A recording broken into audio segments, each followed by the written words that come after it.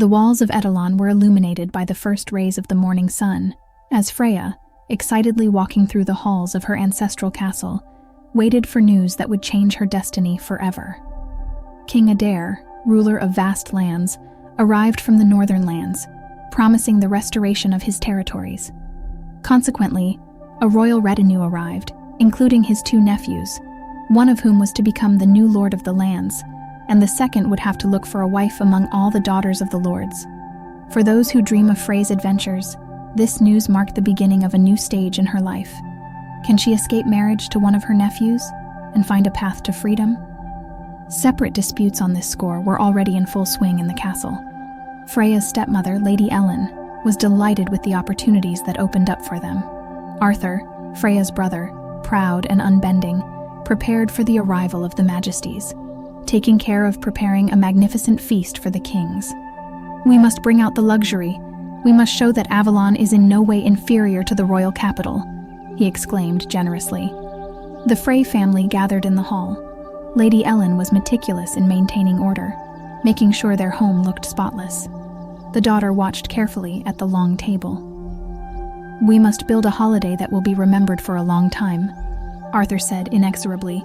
"The royal castle must recognize our generosity." "Okay, what do we know about the prizes that await us?" asked Lady Ellen. "Two young lions," observer Arthur. "Both are strong, smart and beautiful. For our Freys, in this case mortals, they are worthy opponents."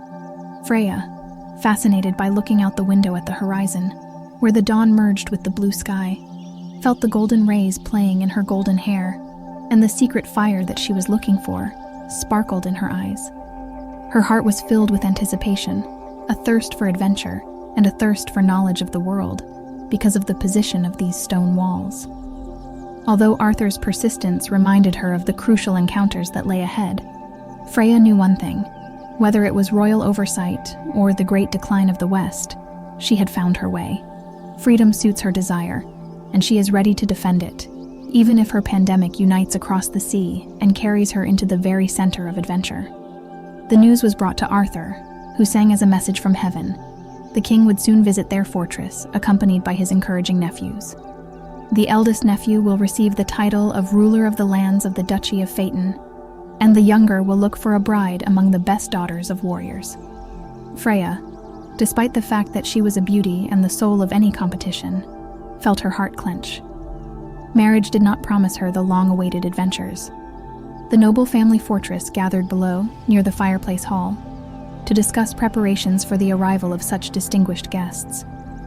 The attention of the family council was focused on Arthur, who knew exactly his tasks. "We must arrange a feast worthy not only of mortals, but also of gods, if they deem it necessary to visit us." His powerful voice echoed throughout the hall. To the right sat Frey with her relatives, each of whom hid joy in their chests when Lady Ellen asked about upcoming suitors. "Both are worthy of the best warriors," Arthur replied. "They live with honor, and their beauty can charm even a Valkyrie." Freya stands aside, as befits a warrior of independence and the path to which she could offer her sword.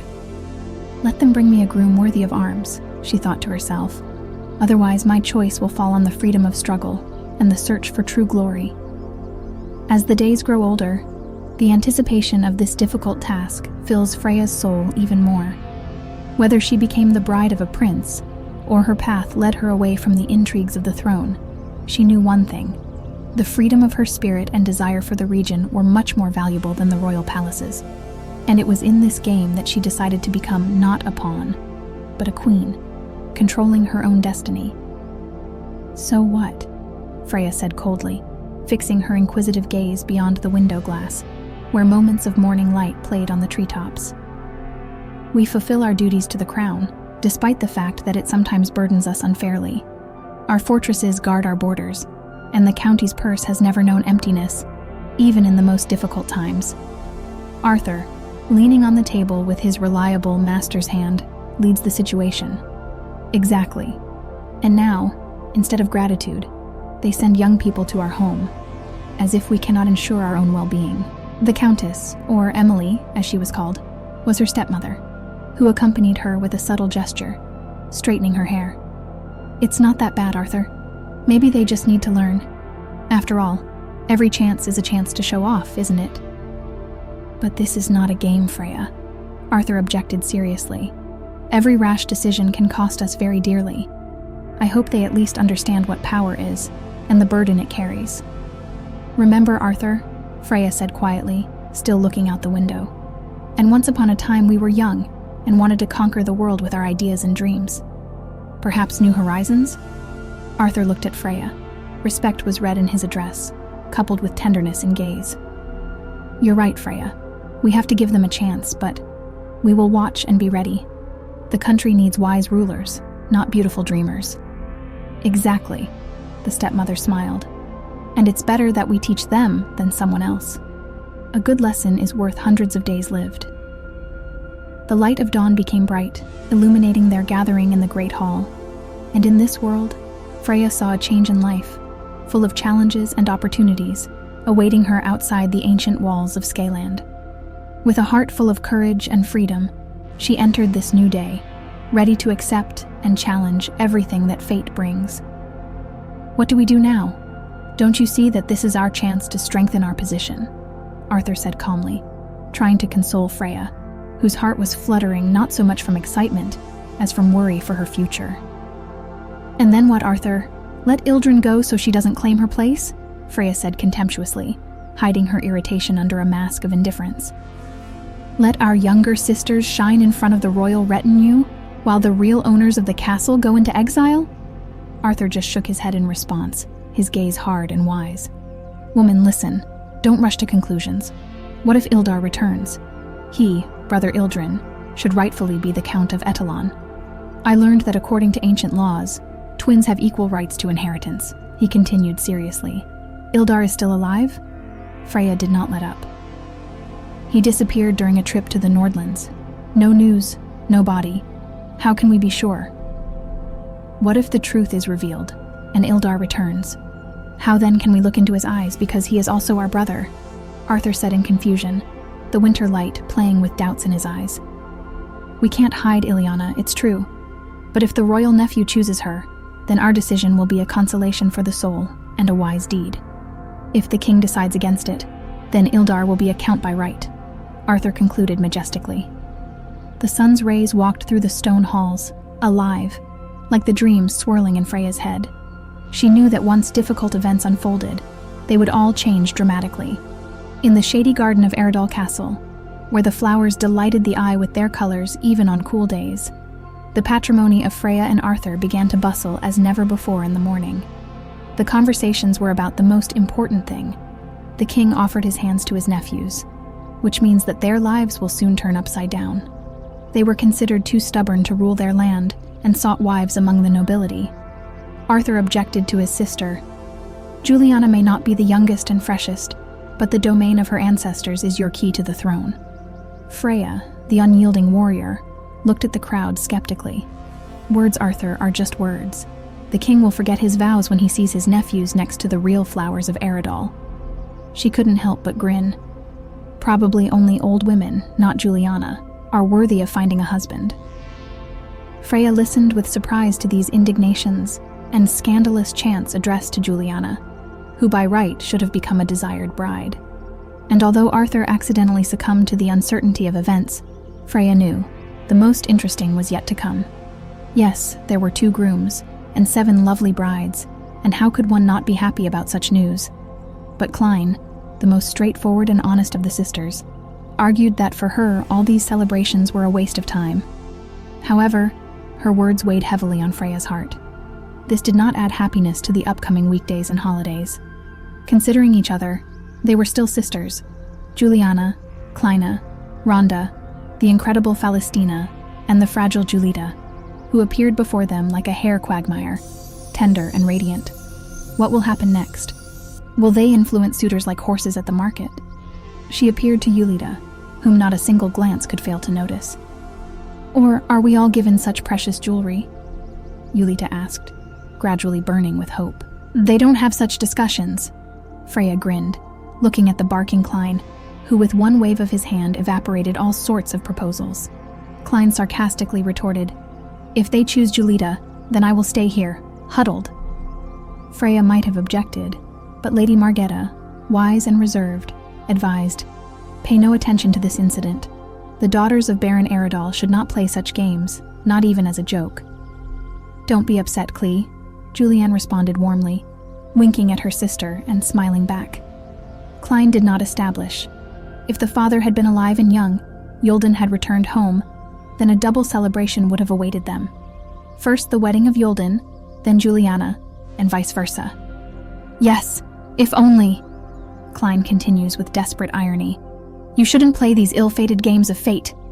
And then Freya, whose name sounded like a harbinger of future battles, calmed the unrest. "Let this wedding begin, and then only struggle and glory await us." Clouds floated lazily in the pale blue sky above Östergard Castle, reflecting the approach of a day full of fateful news. The magnificent halls of the castle were filled with whispers and anticipation. The king decided the fate of this house, offering the hand of one of Freya's nephews and dominion over the lands to Arthur if he agreed to marry one of the daughters of the nobility. "There is no beauty in this, only service," Freya muttered, looking at her tired hands, remembering her husband who fell on the battlefields where her father stood up to the king and now offers them submission. Arthur, upon receiving the news, only said to his sister's weary heart, "Dreams and reality rarely intersect. We must continue to act and obey, even when we disagree with the king." Freya, always unshakable, now stood at a crossroads, come to terms with her losses or fight for her right to the future she desired. An irritated Klein, whose remarks were always on target, could not submit to the situation and said what she was thinking. "Should we sit silently and watch everything be decided for us?" Rhonda, always cautious, tried to calm her emotions. "We have no right to contradict the king. This will only make the situation worse." "Didn't Elta give you predictions, piercing and true, in your writings?" Klein insisted, not wanting to give up.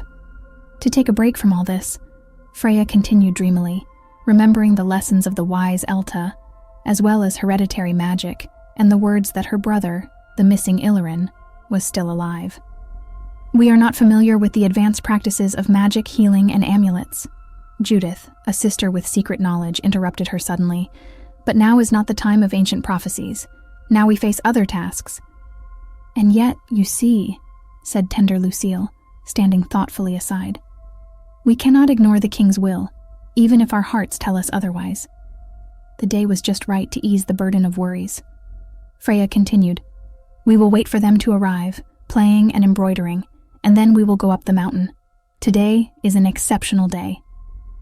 These were not princes, as Rhonda reminded, but royal nephews, and this in no way diminished the significance of their arrival for Belgard. Whether to marry a prince or not, what if we like these men?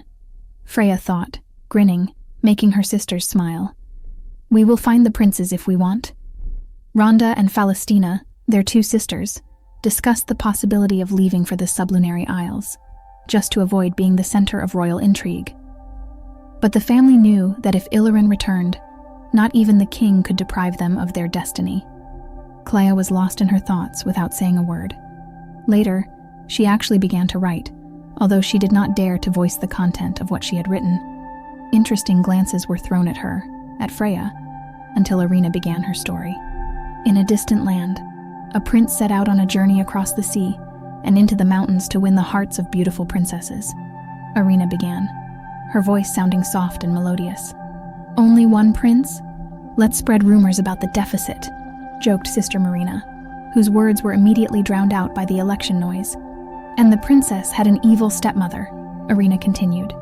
She tried not to be offended by the interruptions, because the story was more important.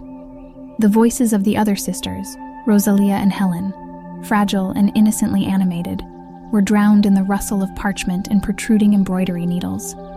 Loriana stood at the window, thinking about the guests who had arrived and how everything would go. Meanwhile, in Irina's story, each test was heartbreaking, as if reflecting the excitement that tore the souls of the listeners. Linda suddenly decided to speak out, justifying her image of a hare. "I don't want him to be a hare. It's better to be a hedgehog or a boar, so that the hunters will follow him." And then, the insightful Freya intervened. "What if we play another game? If every story from your mouth is like a prophecy for the near future, shall we not shake hands with fate in this way?" but Irina's further words were lost in the bustle of preparations for a walk on a winter day that promised to be beautiful. Lady Wilma did not allow Lady Margata to leave. "Do you understand, my dear, why I am so concerned about the well-being of this house, how dependent we are on the royal power?" "I feel it, Wilma, and I agree with you," said Margetta. "The fairy is in danger," Lady Wilma continued. "If she is not the king, you can freely dispose of Italan, forgetting about the agreement of ancient times, which is presented only to us." "You want," Margetta began, but Vilma interrupted. "We need to take action. Let's be honest, the amulet has lost its sparkle and its world no longer makes any sense. If Freya disappeared, it would seem that Etalan was never involved in this house, and the king would be right. Do you understand me?" The castle of Evelon was seething with anticipation of the royal transition. A tall castle tower crawled out of the window on the last bright day, as a symbol of hope and a possible future for Freya and Arthur. Freya locked herself in her office with a nervous laugh, inventing a hidden pen and a coloring pen. "Write down your thoughts first, and we will speak thoughtfully," she suggested to Cousin Arlene with a slight burning sensation, enclosing fears and tea in a paper film. Arlen, organized in her mind, transformed, and began to fulfill the words. She left cryptic lines on the pages so that we all understand that the most sincere thoughts are too precious for the outside world. One evening, as the moon illuminated the halls of Evelona with a crimson light, Arthur decided to perform an ancient ritual.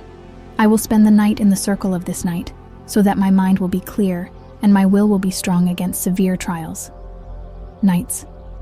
The princesses were waiting on a high tower. Their gazes were directed into the distance, tracking every moment of the approach of the royal banners. And this guessing game, in which traces of the caravan were first seen, gradually turned into a kind of ritual. Laughter, jokes, and friendly remarks wandered among them until the tip of the copper banners loomed ahead. "Fairy!" In fact, it was Freya who was the first to notice their approach, which meant, according to the law of the game, that she appeared next to the prince of this country. The shadow of fate flashed in her eyes, but they looked at the green flags of impending triumph. "Not princes, but royal nephews," Arlen reminded. "Do you think they know where they are going?" "I suspect they are not thinking about marriage," Freya said. Kleina smiled skeptically. "They will come for Tarot, I'm sure." And when Falastina smiled, Arlen thought and said, "We must be prepared. Everyone has their own role in this royal holiday." Ilyana, standing on the edge, preparing tea fries and normal debts, said quietly, "My brother will return, and everything will be as it should." This omen was heard, as if the ancient songs of the Vyatras were calling out to the sky, with oaths and oaths, that the blood of their fathers would not lose its owners, and the rightful heirs would be hidden. A few days later, after a long ball and celebrations, when dresses shimmered with the familiar wings of butterflies, and candles illuminated faces with hope and new dreams, Freya met the phenomenon before her. Among the dancing and singing, she met him, the same one who arrived on a snow-white horse, with eyes blue like the waters of the Senor River. Mark, the king's nephew, was surprised by the sudden confession. He was looking for a groom, a friend, and an ally, and he found all this in her, free. When Mark was forced to fight in a knight's duel to strengthen his spirit and body, he was captured by an invisible stream of magic. The light spell, woven from the fortune-telling of his own aunts, the space of the witch and sorceress, gave him extraordinary anger and dexterity. So Mark withstood every opponent without even drawing his sword. Immediately after regaining his name and honor, Mark knelt before Frey. In the light-filled hall, he proclaimed, "It is not Terat who desires, but your heart is the master. Become your protector and companion." And so they stood in front of the entire royal cathedral, having concluded an alliance that became a legend for mankind. Two heroes united by love and adventure, promising a future as fertile and powerful as the very love that bound them.